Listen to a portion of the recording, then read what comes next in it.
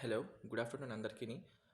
Bank నిఫ్టీలో మనం రాబోయే మండేన 7థ్ జూలై మండే మార్కెట్ ఎలా మూవ్‌మెంట్ అవుతది అండ్ మనం ఎంట్రీస్ పాయింట్ ఎలా ఉంటది ఏమవుతది అని చెప్పి డిస్కస్ చేసుకుందాం. అలాగే ప్రీవియస్ ఫ్రైడేని కూడాన మార్కెట్ మనం అనుకునేటట్టు టార్గెట్ ఇచ్చిందో లేదో కూడా డిస్కస్ చేసుకుందాం. సో, మీరు ప్రీవియస్ వీడియో మీరు చూసినట్టయితే మనం ఆల్రెడీ ఇక్కడ ట్రేడ్స్ ఏదైతే ఎగ్జిక్యూట్ చేసామో సెల్లింగ్‌కి అండ్ బయింగ్‌కి మళ్ళీ ఇక్కడి నుంచి ఇక్కడి వరకు ఇవన్నీ ఆల్రెడీ మీకు అక్కడ ఎక్స్‌ప్లెయిన్ చేశాను. అండ్ ఇది ఆల్రెడీ మన టార్గెట్ హిట్ అయిపోయింది కాబట్టి సెకండ్‌ని ఇది తీసేసాను. అండ్ ఇది థర్డ్‌న మార్నింగ్ మనం ఎండ్ ఆఫ్ ది డేకి సెకండ్ ఎండ్ ఆఫ్ ది డేకి బీటీఎస్‌టీకి ప్లాన్ చేసాం. ఇది ఆల్రెడీ వీడియోలో కూడా మెన్షన్ చేశాను. ఒకసారి మీరు ఎళ్లి చూడండి. ఇదిగోండి ఇక్కడ యూట్యూబ్‌లో కూడా ఉంటది. అండ్ ఓవరాల్‌గా మీకు ఇక్కడ చూపిస్తాను. ఒక్క నిమిషం. యాహ్! ఇక్కడ మీరు చూడండి ఎండ్ ఆఫ్ ది సెక్షన్‌కి. యాహ్! సో, ఇక్కడ మీరు చూడండి. సెకండ్ సారీ థర్డ్‌న ఎండ్ ఆఫ్ ది సెక్షన్‌కి మనం ఇక్కడ మాట్లాడుకున్నాం బీటీఎస్‌టీకి సీ సైడ్‌కి ఇక్కడ మనకి ఎంట్రీ దొరికింది. అండ్ ఇక్కడ వరకు మనం టార్గెట్ పెట్టుకుంటాం అని చెప్పి. ఇక్కడ ఒక సప్లై ఉంది. ఇక్కడ వరకు టార్గెట్ రీచ్ అయిన తర్వాత మళ్ళీ ఇక్కడి నుంచి ట్రెండ్ కంటిన్యూ చేద్దాం. మనం కిందకి బ్రేక్ చేయడానికి అని చెప్పి. సో, అదే విధంగాన ఇక్కడ మనకి ట్రేడ్స్ అనేది ఎగ్జిక్యూట్ అయింది.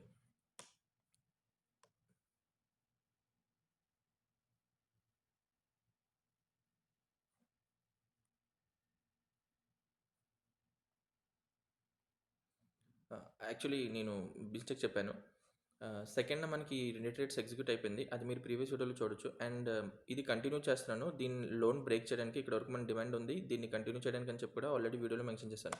అండ్ థర్డ్‌న ఎండ్ ఆఫ్ ది సెక్షన్‌కి బీటీఎస్‌టీకి నేను హోల్డ్ చేస్తున్నాను. ఇక్కడ సప్లైకి అని చెప్పి మీకు ఒక ప్రీవియస్ వీడియోలో మెన్షన్ చేశాను. అది ఒకసారి మీకు చెక్ చేయండి. అండ్ మనం ఇక్కడ 176 పాయింట్స్‌కి అని చెప్పి టార్గెట్ పెట్టుకున్నాం కదా! ఒక 179, 176 పాయింట్స్‌కి. ఇక్కడ ఆల్రెడీ మీకు మెన్షన్ చేసినట్టు. యాహ్! లాస్ట్ వీడియో ఎండింగ్‌లో మీకు ఇక్కడ కనిపిస్తది. ఆల్మోస్ట్ టార్గెట్‌కి అక్కడి వరకు మనం వెళ్దామని చెప్పి. సో, అది మీరు చూడండి. సేమ్ అలాగే మార్కెట్ అనేది మూవ్‌మెంట్ అయింది. నేను ఒక కొద్దిగా 1 మినిట్‌లో మీకు తీసుకెళ్తాను. ఇక్కడ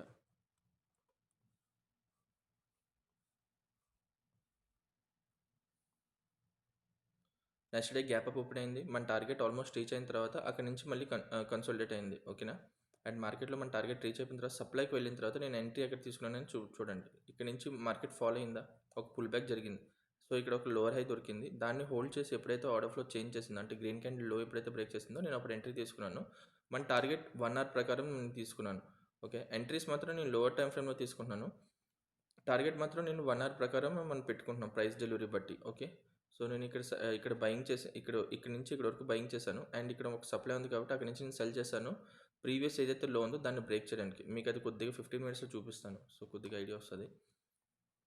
సో, ఈ ఇది ఇట్ ఈ వ్యూ ఏదైతే వ్యూ పాయింట్ ప్రకారం నేను సెల్లింగ్‌కి 1 అవర్ డిమాండ్‌లో తీసుకెళ్దాం అని చెప్పి పెట్టుకునేది. సో, దాన్నే నేను ఎక్స్‌టెండ్ చేశాను. అండ్ బయింగ్ ఇక్కడి నుంచి బయింగ్ ఏదైతే చేశానో దాని టార్గెట్ రీచ్ అయిపోయింది.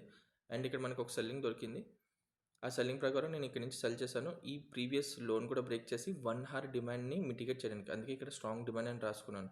సో, దాన్ని మిటిగేట్ చేయడానికి టార్గెట్ పెట్టుకున్నా. టార్గెట్ రీచ్ అయింది. సో, ఇక్కడి నుంచి మళ్ళీ మనం రివర్సల్ ట్రేడ్ తీసుకోవచ్చు. నేను ఇక్కడ అవైలబిలిటీ లేను. బట్ ఇన్ కేస్ ఉండుంటే మనం ఇక్కడి నుంచి లోయెస్ట్ టైమ్ ఫ్రేమ్‌లో మళ్ళీ రివర్సల్ తీసుకొని మన టార్గెట్ ఏమవ్వాలి?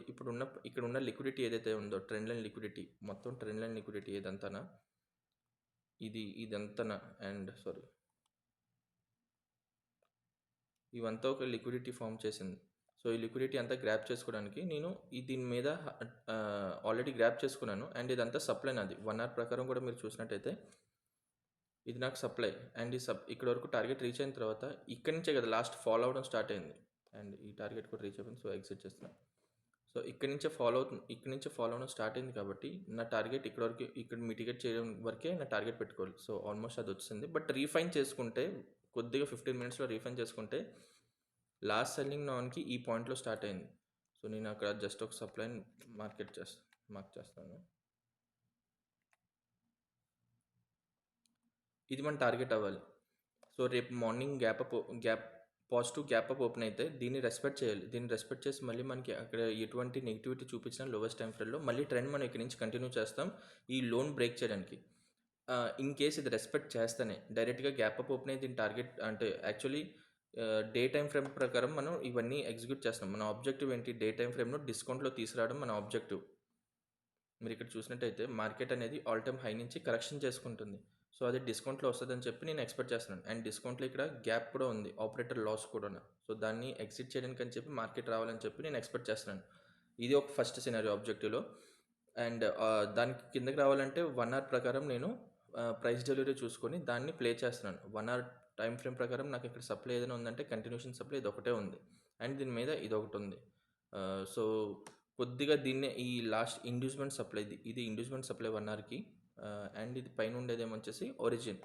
సో, నేను ఈ 2 సప్లైని రెస్పెక్ట్ చేసి అక్కడ ఎటువంటి ఫెయిల్యూర్ వచ్చినా సెల్లింగ్ సైడ్‌కి మళ్ళీ యాక్టివ్ అయ్యిందని చెప్పి నేను అనుకుంటాను. బయర్స్ ఫెయిల్యూర్ అని చెప్పి. సో, ప్రెజెంట్ అయితే నేను రేపు గ్యాప్ అప్ ఓపెన్ అవుతది పాజిటివ్‌లోని. అండ్ ఇక్కడ నుంచి ఎన్ని పాయింట్స్ ఉన్నాయి? అరౌండ్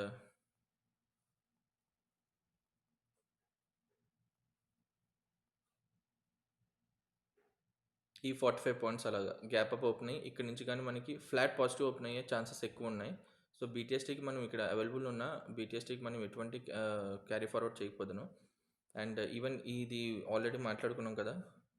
ఇది కూడా మనకు ఒక సప్లైనని. సారీ.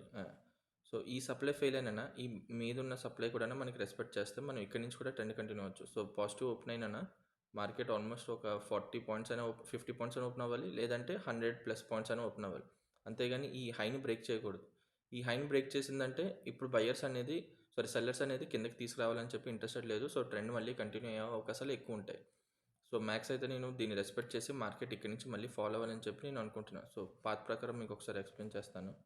మార్కెట్‌లో ఏ విధంగా మూవ్‌మెంట్ రావచ్చని చెప్పి.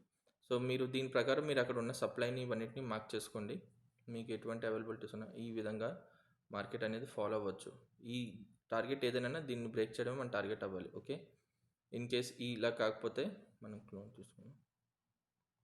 ఓకే. మార్కెట్‌లో ఇదేనైనా హోల్డ్ చేయాలి. హోల్డ్ చేసి దీన్ని సేమ్ ట్రెండ్ కంటిన్యూ దీని లోని బ్రేక్ చేయడం. సో, ఈ బోత్ సినారియోస్ మనకి పనిచేసే అవకాశాలు ఎక్కువున్నాయి.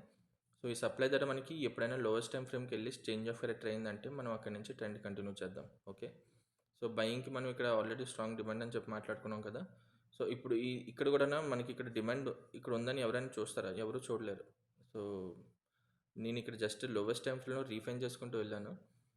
సో, ఓవరాల్‌గా టార్గెట్ అయితే మనది కిందకి తీసుకురావడం డే టైమ్ ఫ్రేమ్ ప్రకారం. మనం ఈ డే టైమ్ ఫ్రేమ్ 50% లెవెల్ ఏదైతే పెట్టుకున్నామో అది అండ్ ఇక్కడ ఎగ్జిట్ చేయడానికి ఆపరేటర్ లాస్ ఎగ్జిట్ చేయడానికి మనం చూసుకుందాం. సో, ఫ్లాట్ ఓపెనింగ్ అవుతది. ఫ్లాట్ ఓపెనింగ్ అయిన తర్వాత ప్రాఫిట్ బుకింగ్ వస్తది.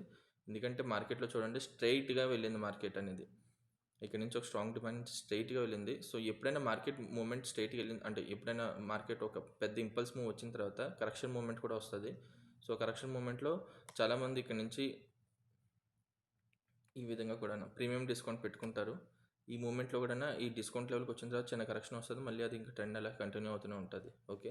మనం ఓవరాల్‌గా అయితే మండే ఆహ్, ఫ్లాట్ పాజిటివ్ ఉంటాం. ఇక్కడ ఎటువంటి నెగెటివ్ చూపిస్తే మనం అక్కడి నుంచి ఇంకా కంటిన్యూస్ సెల్లింగ్‌కి మళ్ళీ ట్రెండ్ కిందకి తీసుకొని వెళ్దాం. ఓకే. Thank you.